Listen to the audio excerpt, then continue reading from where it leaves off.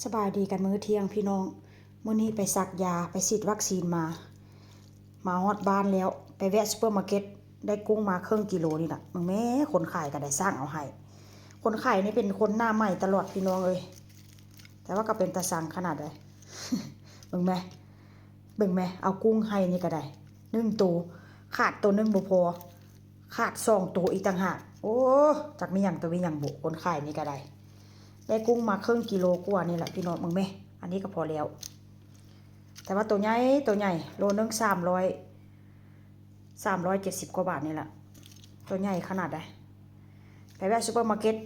มากินกับตำเส้นเล็กนี่พี่น้องแล้วหันมันเหลือแล้วก็สิเฮ็ดผัดอันซีอิ๊วมันผัดซีอิ๊วดอกเฮ็ดคล้ายๆกับอันผัดไทยนะให้ลูกให้พวกกินอาหารแรงแล้วก็ได้หนวดปลาหมึกมานำหนวดปลาหมึกนี่ก็หมดคันนี้ไปเท่าใดก็หมดคันนี้ไปเท่าใดก็แบบสุดท้ายตลอดก็เลยเอาหมดซะจิตำใส่เส้นอันเส้นเล็กกินแซ่บๆพี่น้องตามันแล้วก็ได้สตรอเบอรี่มานำ1กิโล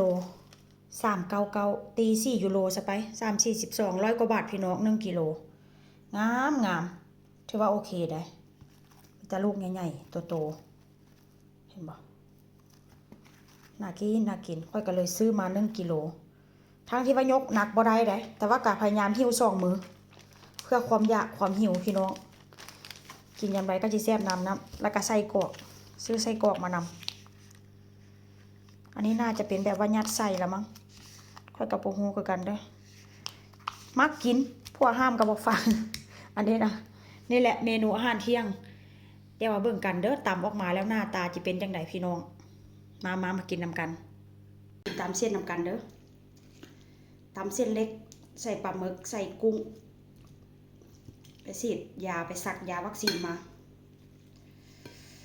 ตำใส่ถั่วใส่กะหล่ำใส่หนวดปลาหมึกพี่น้องว้าย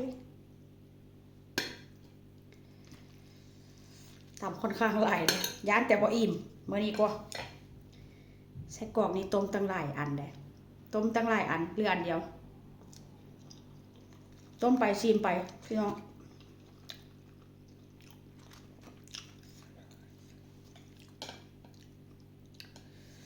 หิวหลายมื้อแล้วบ่ได้กินมากินนำกันสะอ่อนแต่เส้นนี่ล่ะ